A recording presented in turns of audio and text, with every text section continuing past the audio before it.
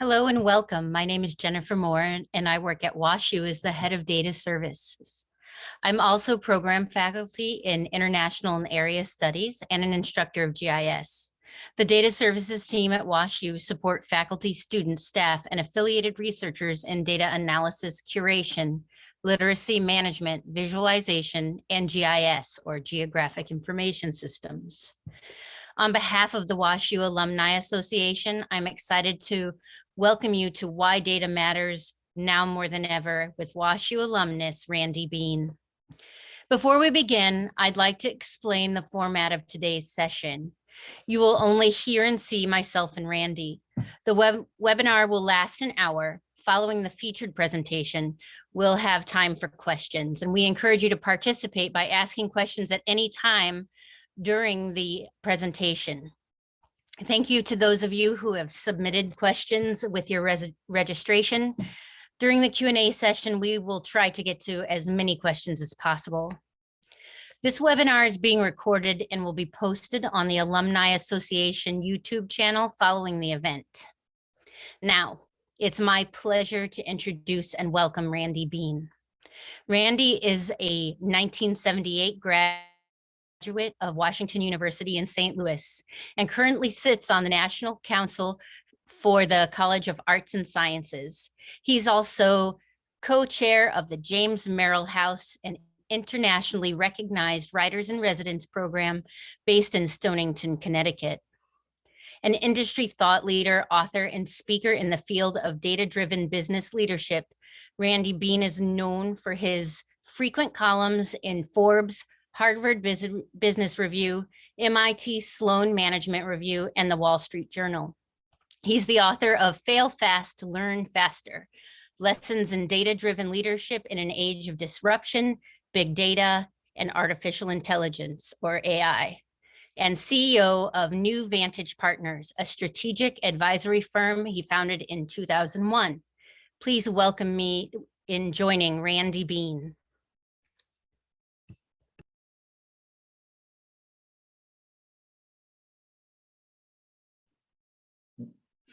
I'm delighted to be here. Thank you, Jennifer, and thank you for the kind introduction and mention of the book. I'm just going to mention two Washington University anecdotes, one in passing and one which is germane to this discussion. First of all, Jennifer mentioned that I sit as co-chair of the James Merrill House, an internationally recognized Writers in Residence program. And as it so happens, James Merrill's papers are stored in the special collections at Washington University in St. Louis. So if you ever have the opportunity to visit special collections, I encourage you to take a look at James Merrill's papers.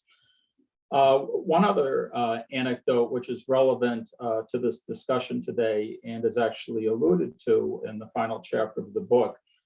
And that was in early 2011. I happened to be thumbing through the Washington University Alumni magazine, and I saw that a former housemate of mine, Zachary Lemnios, who graduated in 1979 with a master's in electrical engineering, had recently been appointed Assistant Secretary of Defense for Research and Engineering, a position he held from 2009 through 2012. And lo and behold, in reading this little blurb in the Alumni magazine, it mentioned that one of his mandates was to develop a policy for the Defense Department and federal government around big data, which was, of course, my area of focus and interest. So I wound up reaching out to Zach, and he responded and he said, "We'd love to have you come to the Pentagon." And I said, "Sure, why not?" And he said, "Well, can you come next week?" I said, "Yes, I suppose I can." I'd only been to the Pentagon as a visitor, but what happened was I flew down there. I went through all of the levels of security. Basically, they confiscated just about everything I had. And I walked into a room of about 18 people. 6 of them had on full military regalia, stars and bars, generals, ranks of that kind. Another half dozen were in camouflage fatigues, and another half dozen were on full business suits. And I turned to Zach and I said, "Who are the decision makers here?" I really couldn't tell because it was different than the typical meeting I'd go into on Wall Street or at organizations like American Express. And they began talking about the challenges they faced in capturing data and then analyzing data so they could make decisions about what they termed campaigns. Now, I was used to going to banks and retailers. When they talked about campaigns, they were talking about marketing to individuals so they could attract more customers and retain those customers and treat their customers more effectively. And what I quickly came to realize was that here at the Pentagon, they were talking about military campaigns and specifically about drone strikes and being able to capture quality data and analyze that data so they could make effective decisions about whether to launch a drone strike or not. So it was certainly a magnitude of impact relative to the audiences that I usually spoke to about their uses of data. So with that, I'm going to share my screen and move to the presentation for today. Let's see if this works.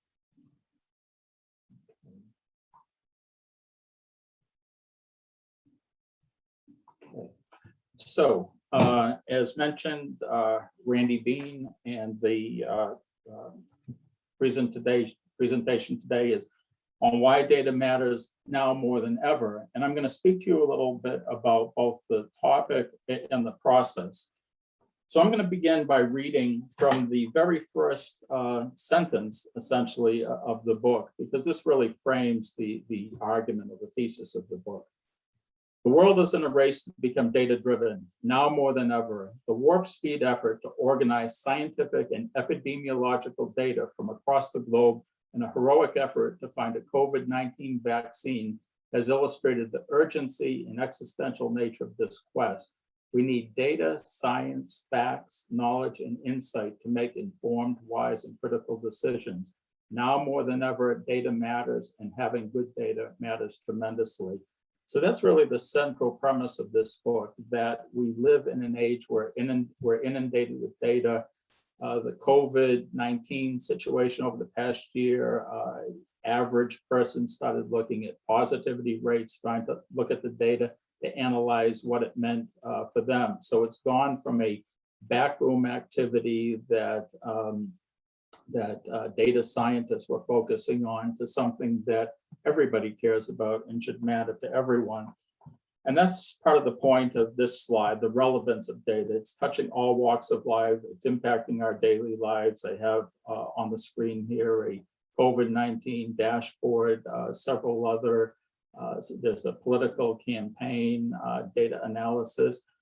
And then there's Brad Pitt and Moneyball. So one of the things that happened about a decade ago was that, or more, the book was written, Moneyball, by Michael Lewis, and it talked about the use of data and how it was changing decision-making in professional sports. So it really elevated the whole discussion of data, and this time in the context of sports. Often people would ask me what I did, people that were laymen, so to speak, and the way that I tried to explain it, to simplify it for them, was I said, I do Moneyball for business. And lo and behold, it went from the point where, as I mentioned, it was data scientists working in the back room to Brad Pitt now being the epitome of the data analyst or the data decision maker. So became a glamorized profession of sorts. So data is in the news these days, and not always for good. I don't know how many of you happened to hear the Facebook hearings before Congress a few weeks ago, and also the testimony of the Facebook whistleblowers. I'm going to share with you some quotes over the past few years. These appear in the book. One is, the amount of data in our world has been exploding. Leaders in every sector will have to grapple with the implications of big data. A second, we had all of the data, we just didn't connect the dots. Well, you should know that that quote actually came from the 9/11 Commission report. So, you know, that's pretty profound and poignant. They had the data, but they weren't able to piece it together to tell in advance what was about to happen. We will make our decisions guided by expertise, data, and science. This quote was actually from former Governor Andrew Cuomo at the beginning of the COVID epidemic. Apparently, he didn't fully follow all of his guidance. Another quote, big data will create winners and losers and is likely to benefit the institutions who will wield its tools over the individuals being mined, analyzed, and sorted. Well, that sounds a lot like the Facebook situation. Another one, in the future, will big data help physicians cure diseases or help health insurance deny claims, make factories and products safer or accelerate layoffs, ultimately spawn some kind of hostile artificial intelligence? I love this last quote here, and this is actually from somebody I knew socially who was actually a jazz musician in his 90s. And he said to me, so if there is all of this new data, how come it doesn't look like anyone is getting smarter? So very simple observation, but profound in many ways. So why this book now?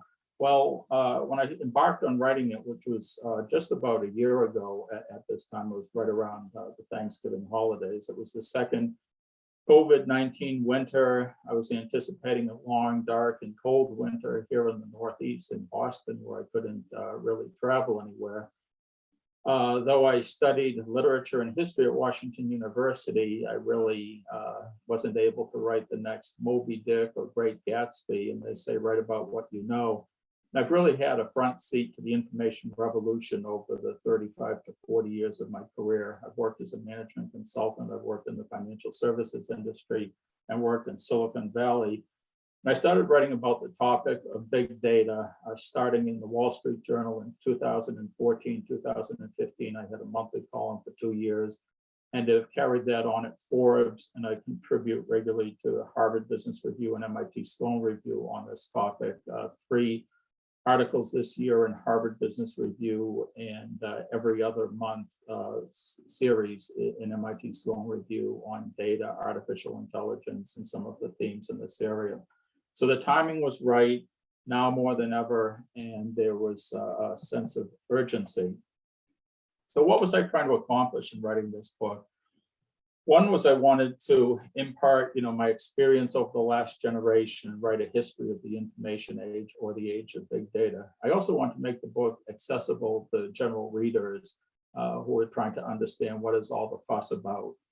I wanted to make it entertaining and informative. I wanted to make it provocative, and for many a manifesto for action to think about and to act on some of these principles. And I really wanted to tell a story with anecdotes and examples, and for the experts, include case studies so that they could go deep.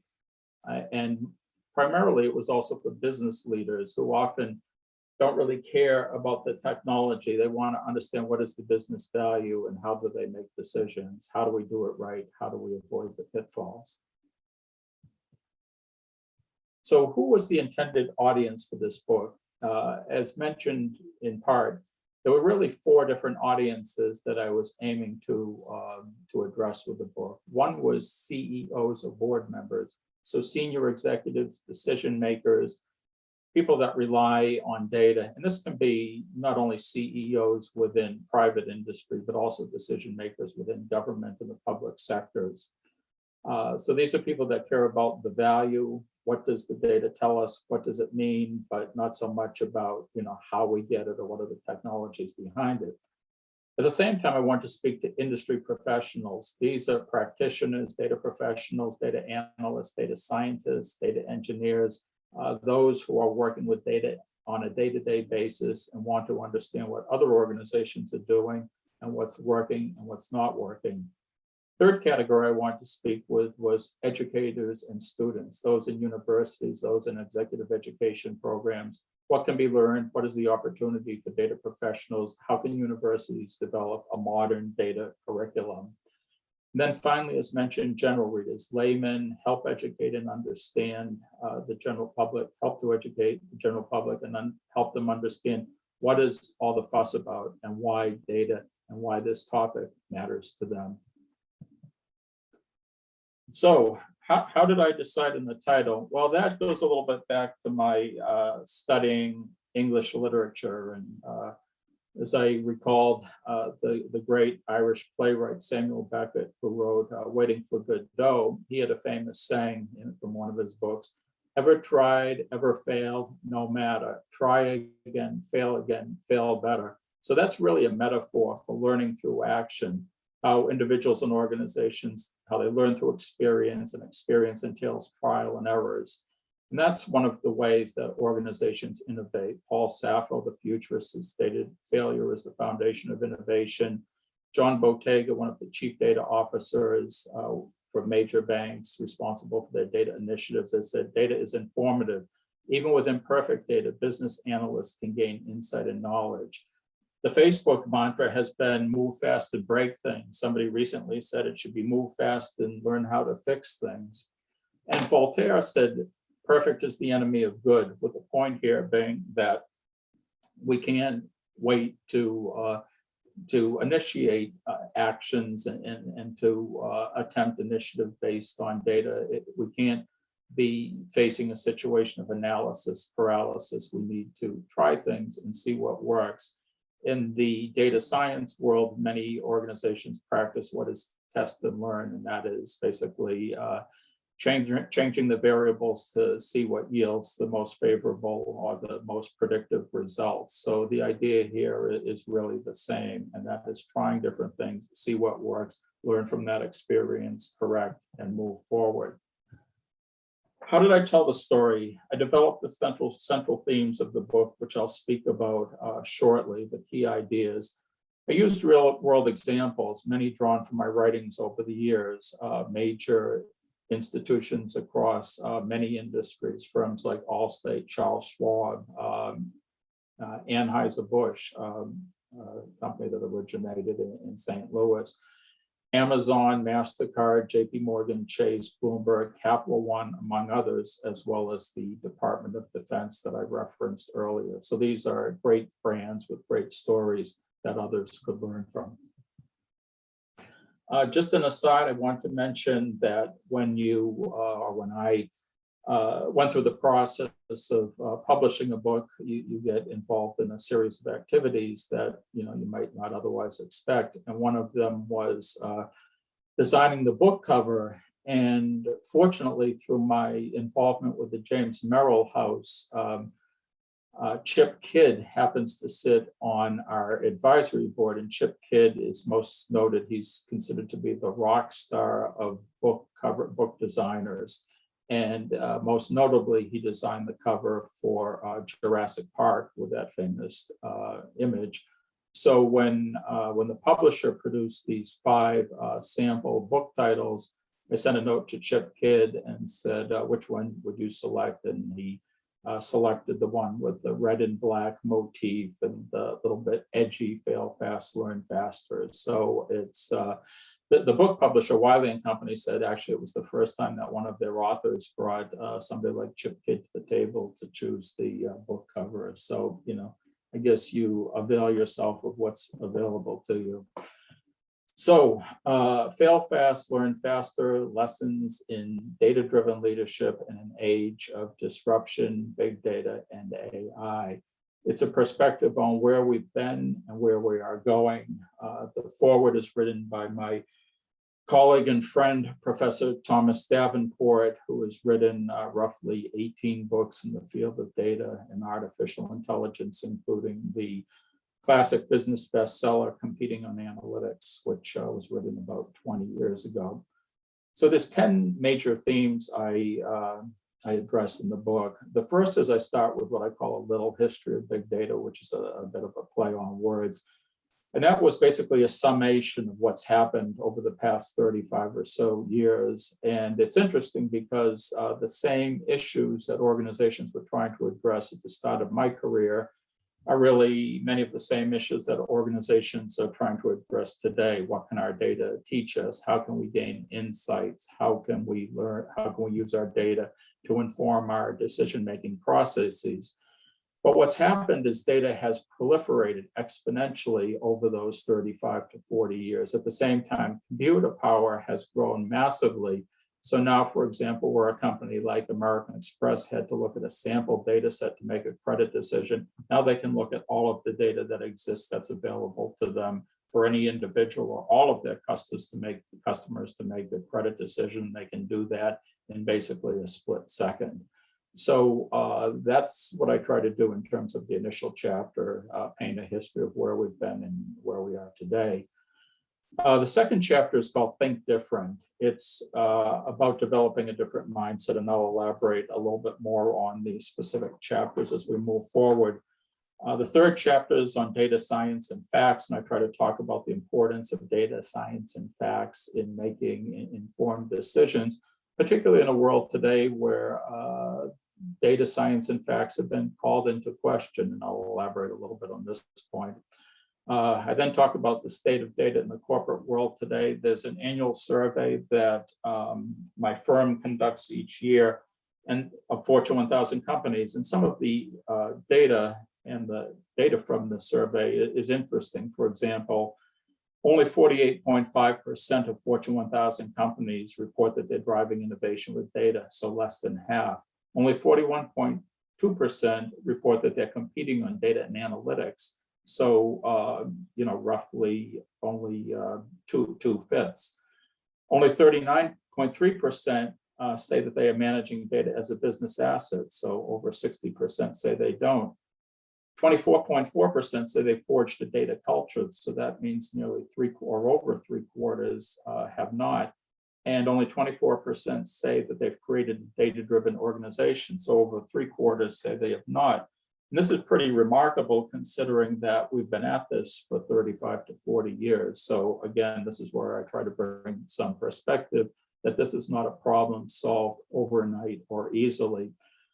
And one of the things I talk about in length, which is really the centerpiece of the book, is the great challenge. And those are the cultural issues that are barriers to organizations becoming data-driven, because these imply changes to behavior. When you're a legacy organization that was founded perhaps even over a century ago, changing how you operate, changing your processes doesn't happen overnight. Data as an asset that flows through organizations, so it's a challenge for organizations to manage it and to structure themselves in a way that they can optimize the use of data. The sixth chapter is about the rise of the chief data officer. It's a role that didn't really exist a decade ago. In the survey that we conduct in 2012, 12% of Fortune 1000 companies had named a chief data officer. By this year's survey, it was roughly 2/3 of organizations. So it's really become an accepted and adopted position, but many companies face challenges in terms of making that role successful. Tom Davenport and I wrote an article in Harvard Business Review in August where we spoke about the average tenure for a chief data officer being only 2.5 years. So considerable turnover in the position. And some of the major banks are actually on their 5th, 6th, and even truthfully their 7th iteration of the chief data officer in the past decade. Chapter 7 is actually my favorite chapter of the book. It's called Data Responsibility, a word on data ethics. And that's where I talk about all of the dangers that are posed by data, apart from the good things about data, such as scientific advancement.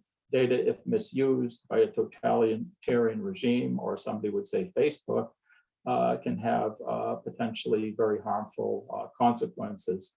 Chapter 8 is about data disruption innovation, how data can be used to disrupt and dramatically change industries. If you look at the largest market capitalization firms in the world today, the Amazons, the Facebooks, the Googles, I see Tesla entered that list yesterday. So many of these companies are essentially data-driven businesses. And then the last chapter is one company's odyssey. In this case, it's American Express, and the challenges and the progress they've made over a decade in terms of their efforts to continue to be a data-driven organization and to continue to learn along the way. So I mentioned previously a little bit about Moneyball.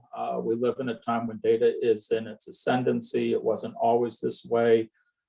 Before there was a Google, before terms like big data came into vogue, and before jobs like data scientist and chief data officer became sought after positions, data and analytics were considered a niche area relegated to back office practitioners in market research, statistical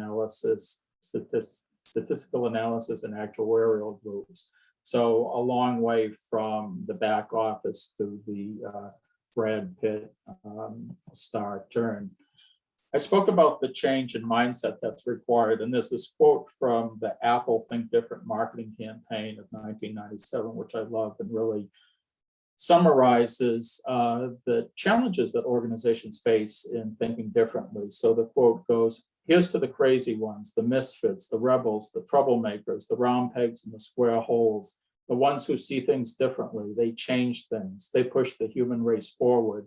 And while some may see them as the crazy ones, we see genius, because the people who are crazy enough to think they can change the world are the ones who do." And as you can see here, here's some visuals of people that did change the world in various ways: Albert Einstein, Malcolm X, Bob Dylan, and Steve Jobs himself. I mentioned that my favorite chapter was the chapter on data ethics. And the point here is that we have a responsibility. All of us have a responsibility. And this is a quote from the Wall Street Journal in 2018. And I just had to smile or maybe groan when I turned on the news about 2 weeks ago during the Facebook hearings, because this applies aptly. The quote goes, "Big data is the big bad of our moment. Companies and governments amass enormous troves of information about our online and offline activities so they can understand them better than we do. Creepy firms like Cambridge Analytica mine big data from websites such as Facebook. Facebook itself seems increasingly creepy, grounded in lying to the public about what happens to the data it collects." A few years ago, a woman named Kathy O'Neill wrote a book called Weapons of Math Destruction. She talked about algorithmic bias. It's a scathing book. It was nominated for the National Book Award. There's also a picture here, not to take any political position whatsoever, but it's Kellyanne Conway from the Trump administration who said, well, there's facts and then there's alternate facts. So again, that illustrates that data can be cherry picked. It can be presented very subjectively. The same data can be presented and with a very different story behind it and conclusions drawn from it.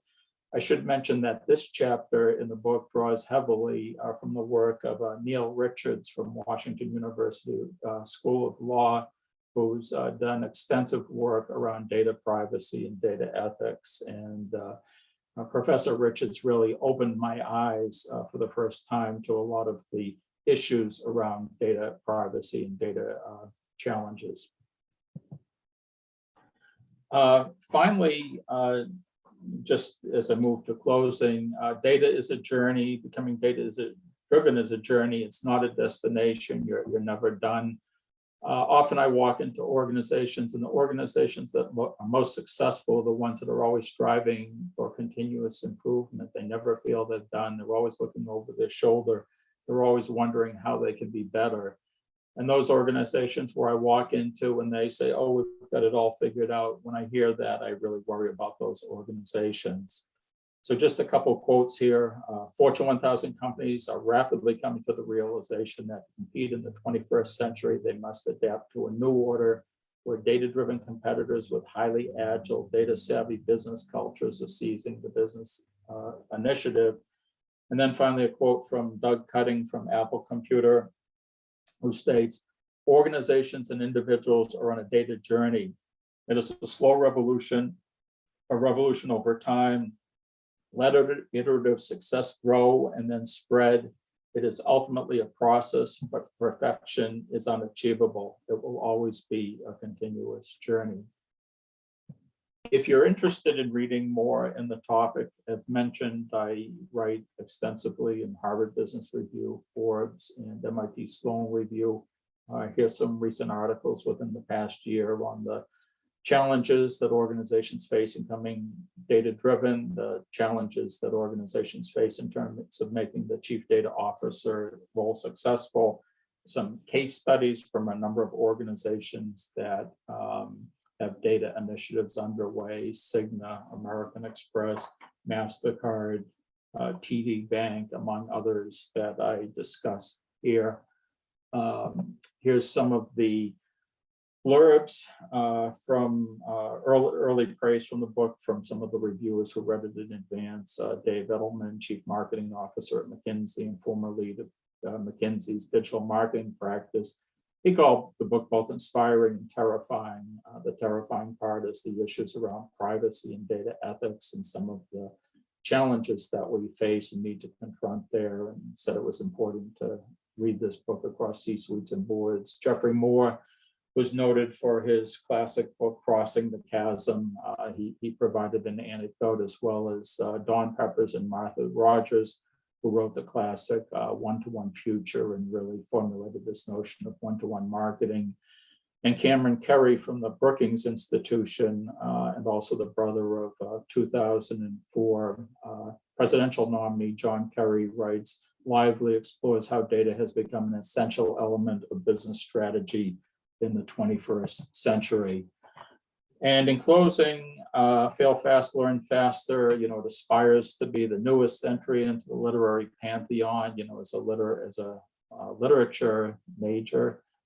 Moby Dick, and the Communist Manifesto, and War and Peace, and The Great Gatsby, and hopefully maybe someday Fail Fast, Learn Faster. I tried to provide a lot of literary quotes so that the book could be appealing not only to technologists, but to general readers from the liberal arts and from all study areas, and hope you'll find it interesting. And it's available for order on Amazon. So at this point, I'll stop sharing, and I'm happy to answer any and all questions that you may have. Thank you so much, Randy. Let's get right into the questions from our registrants. The first one is, data matters more than ever, but we need a population that is science and math literate to match it. Right now, many of the elected representatives are not even science and math literate. How can we as a country keep making positive changes without these fundamentals? We fell behind the world in science and math decades ago, and we still are.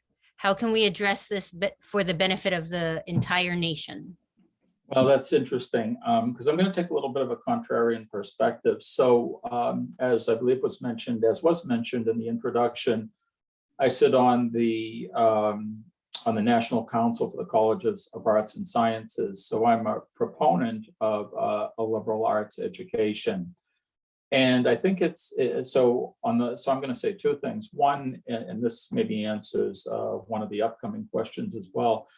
So the data profession is a great place to be now, and will be not only in the coming years, but I believe in the coming decades and for the next generation. As I mentioned, the volumes of data are proliferating exponentially, and that includes not only structured data, which is basically numbers, but unstructured data, which includes signals and pictures and text and images. I was speaking to one CEO recently who stated to me that 80% of data these days is unstructured data. So organizations are challenged enough just managing their numeric and structured data, let alone beginning to tackle unstructured data. So I'm a huge proponent of the data science profession, and believe that there'll be an abundance of jobs that will be one of the most in-demand skill sets over the coming decades. At the same time, the importance of a liberal arts education and a critical perspective is also essential here. I recently hosted an event that I moderated and interviewed a fellow named Jonathan Kaplan, he's written a recent book called The Magic Years. And he's noted for several reasons. Most recently, he's been serving on the Annenberg School as one of their fellows and professors. But before that, he was and he was also started up a number of companies in the internet area around streaming video and things of that kind, video on demand. But before that, he was a movie producer and a music producer. He was Bob Dylan's tour manager. He organized the concert for Bangladesh, working with George Harrison. He lived with the band in Woodstock and Bob Dylan in the late 1960s and early 1970s. He produced Martin Scorsese's first movie, Mean Streets, and also produced The Last Waltz, which was the movie that featured the band and their farewell performance. And he's taken a pretty sharp perspective. And what he did was, in the interview, he actually scolded the audience and said, what we need is more liberal arts and critical thinkers, because if you left it to Jeff Bezos, he's actually going to create algorithms that put out of work all of the data professionals.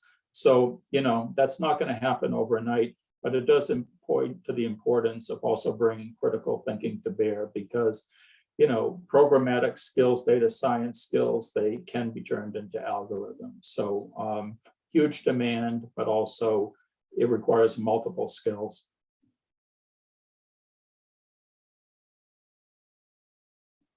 Okay, I think this kind of leads well. I feel like you've answered our next question, which is, what's your view on choosing data science as a major versus minor? Maybe you can say a little bit about one or the other a little more, but there's also a question here that relates from the Q&A, which is, sorry here. What is your best advice for an upcoming grad who wants to go into the user research field, especially given the pandemic and its effect on face-to-face interviewing / opportunities? Okay, so I'll treat that as two questions. So the to the first question, I think that the data science and computer science area is a great area to be in now. I would strongly encourage people to be in that field. I think there's going to be an enormous demand. I think that people should be trained in data science and data engineering and data programming skills. But you might actually want to couple that with a traditional arts and science minor or major, such as English or history or classics or even a foreign language or art history, to get that balance of the technical as well as the liberal arts. As mentioned, I have a particular point of view. I spent most of my time at Washington University studying literature and history and art, but then I was trained as a COBOL and assembler programmer. So I came to both understand the technology, but also appreciate the importance of communications. That's one of the things that's most missing.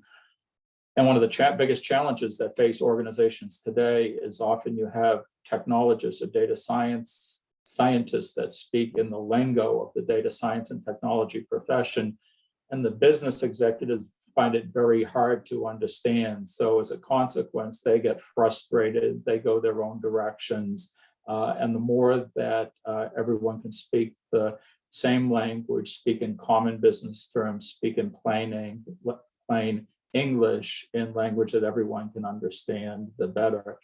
I will say that there's been a huge transformation in the industry from my perspective over the past 2 years to move to remote work. Most of my clients who are Fortune 1000 companies, they're benefiting from this in many respects in terms of productivity, but also in terms, rather than having people just in one geographic location, they can recruit people from around the world. And there used to be people, because I used them in my work, people that say lived on Maui in Hawaii, or they lived in islands in the Caribbean. And they said, we don't want to be in a 9 to 5, 365 day a year type of job, because we want to live where we want to live, and we want to live the lifestyle that we want to live. But now those people are being engaged and being hired by those firms because they can continue to live where they live, but also do the work and bring the expertise that they can. So I think that remote work is going to dramatically transform the professions, particularly the knowledge professions, and particularly the data professions. Okay, the next question would like for you to comment on the challenges related to privacy and ethical issues due to the shift to a data-driven world. Yeah, they're huge. I think it's one of the biggest social issues that we face today, and it kind of cuts across the political spectrum, and it kind of cuts across a number of spectrums.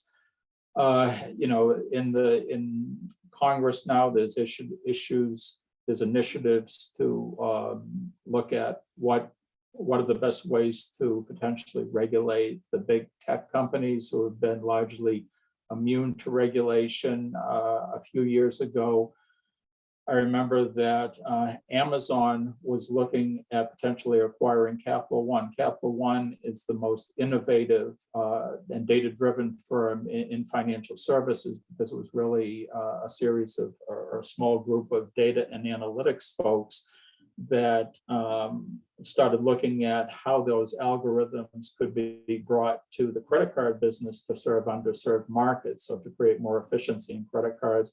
And then they basically created a credit card company that evolved into a bank. So they're the equivalent of what Amazon did to retailing. That's what Capital One did to financial services.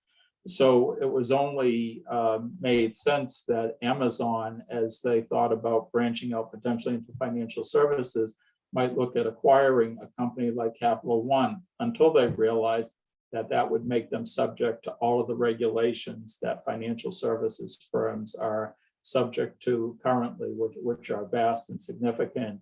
So that was not a position that Amazon, and it's not a position that Google or Facebook or Apple, for that matter, want to put themselves in, because they're largely free from regulation that traditional legacy companies and legacy industries, not only financial services, but pharmaceuticals and other industries face. So, that's one cut at that question. But the issues of how organizations use our data is of growing importance. So, for example, I was on a panel a few weeks ago, and this was discussed. So if you're interacting with a bank or financial services firm, they will give you a series of forms, and they'll say, yes, we will make you a loan, but we have permission to use your data in various ways. And so you consider the pros and cons, and you generally sign off on that. Then we had somebody from the Mayo Clinic who said, well, in the healthcare field, what happens are people are in a situation where maybe they're seeking a diagnosis because something doesn't seem quite right. And they're presenting with all these forms that say, you need to execute these forms where we can perform any tests on you. So he described this as basically you're signing away your privacy under duress, okay? Because you want to find out if you're healthy or if you're not healthy.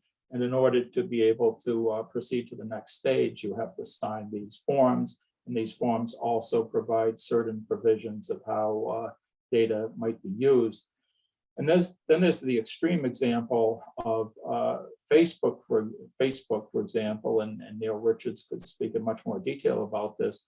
But not only is it how your data can be used, but it's also how cookies and other devices, how other tracking mechanisms can be placed into your environment to track every keystroke, every move, every place you go.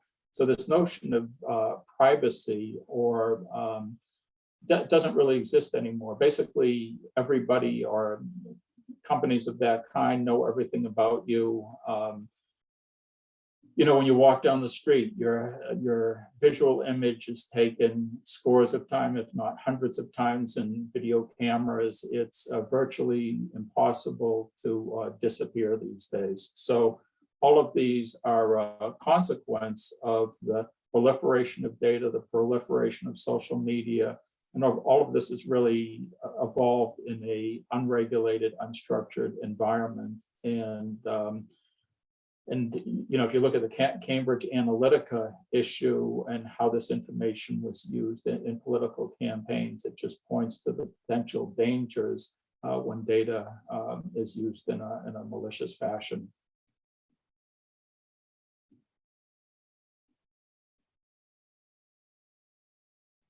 All right. Someone has asked if you could talk about artificial intelligence impact on our work lives in 5 years?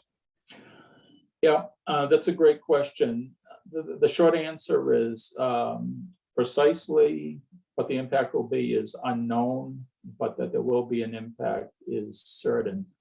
I remember in the late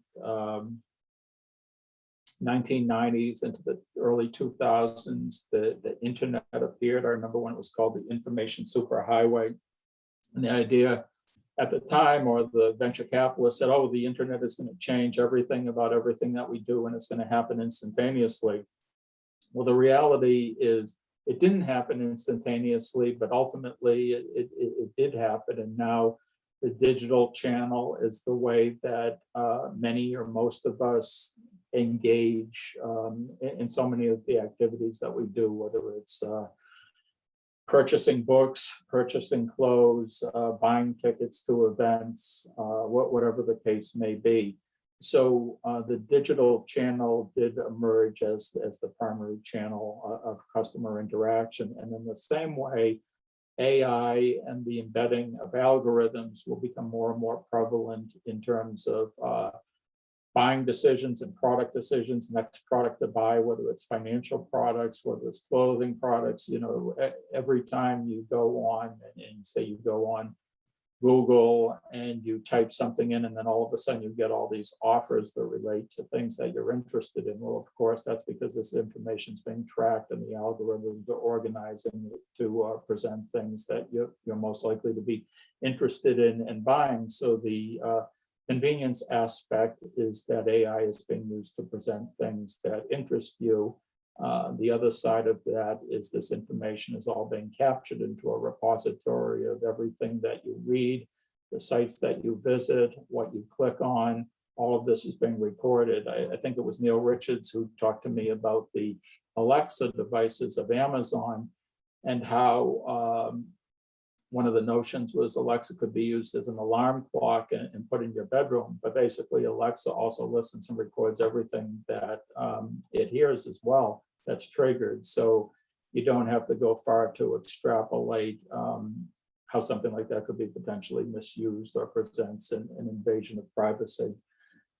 So, you know, there's things that are coming fast. I attended a event in Laguna Beach a couple of years ago, sponsored by the Wall Street Journal, where they had various tech leaders come, and they spoke about, for example, self-driving cars and self-driving trucks. And the predictions a few years ago was that was going to take place within 3 to 5 years. It's going to take longer, but you know, you just think of truck safety and long haul drivers and the hours and this type of thing. And I expect that AI will be used in things like self-driving, particularly for trucks, sooner rather than later. So, you know, it's going to manifest itself in a variety of different ways and in different industries. But that's one example of, I think, it's going to be coming sooner.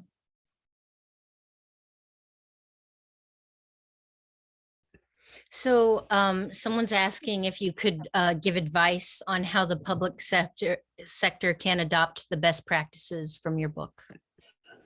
Yeah, it's really the same principles. I wrote an article in June in Forbes, actually interviewing the chief data officer for the Department of Defense, so the current generation of Pentagon leadership. And it talked about all of the federal government has actually launched an initiative over the past 3 years to establish a chief data officer and establish data strategy and data practices across all branches of government. And this was independent of political administrations that actually started during the Trump administration. So there's a great effort to systematically develop a strategy, understand what the data assets are, understand how data can be best deployed in all aspects of government. And the same should be done in universities, in not-for-profit programs. Organizations like MasterCard have set up their Center for Inclusive Growth, which basically shares commercial data with various neighborhood organizations to fight crime and provide street safety and deliver services more effectively. So there's a lot of ways that data can be used for social good as well. I actually participated at a data for social good conference about 4 years ago and hosted a panel, and I had the dean of the School of Social Work at Washington University, who was one of the panelists.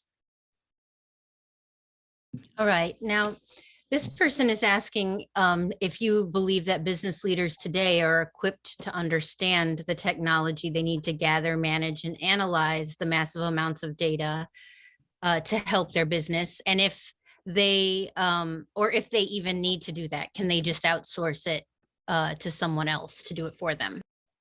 Well, so let me answer that a couple different ways. You don't want to outsource your data, at least the data that's inherent within your organization about your customers, because that's one of your most distinctive competitive advantages. There's a lot of great technologies now. Organizations don't need to build it themselves. They can pick any number of solutions that are well suited to their needs. From my experience, too many organizations focus too much time on the technology and not enough on the business value.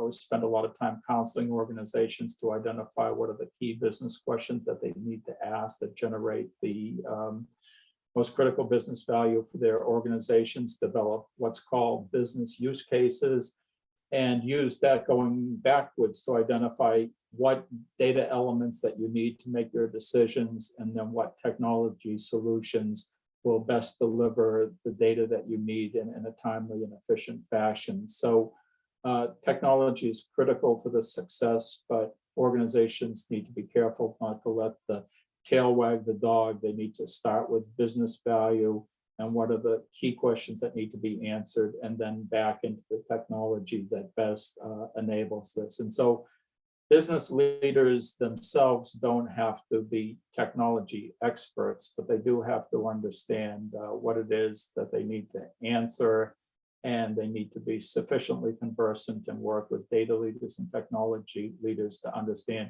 what capabilities are available that can assist them in that process. Okay, we have time for just a couple more questions. I want to pull one out of the Q&A.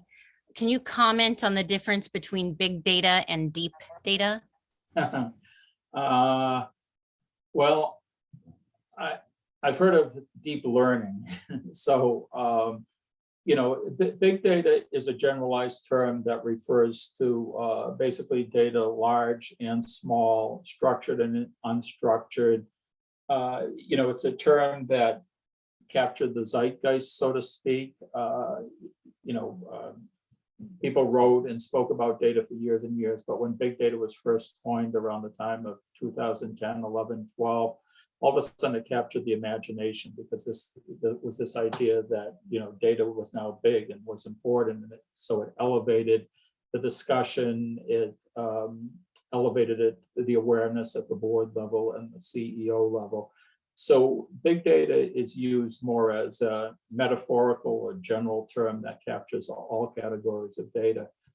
Deep learning is a very specific analytics technique, somewhere between machine learning and artificial intelligence. And I'm probably not the best person to provide the best technical explanation of deep learning, though what I will say is that in the same way that big data is used broadly to mean many different things, artificial intelligence is used broadly to mean many different things. So for example, it's not uncommon to see large organizations and Fortune 1000 companies speak about artificial intelligence initiatives in their annual reports. But when you dig down deep, the people that are really the technology experts say, this isn't really artificial intelligence, it's advanced analytics or machine learning, which is a combination of human interaction and technology enablement. All right, so last question. In a nation founded as we the people, by the people, and for the people, how can the people maintain control of our own data and prosper independently? Yeah, well, let's hope we stay that way. That's one of the challenges, because people willingly share their data in exchange for convenience, but often without a real understanding and real appreciation. There's many initiatives that are happening globally.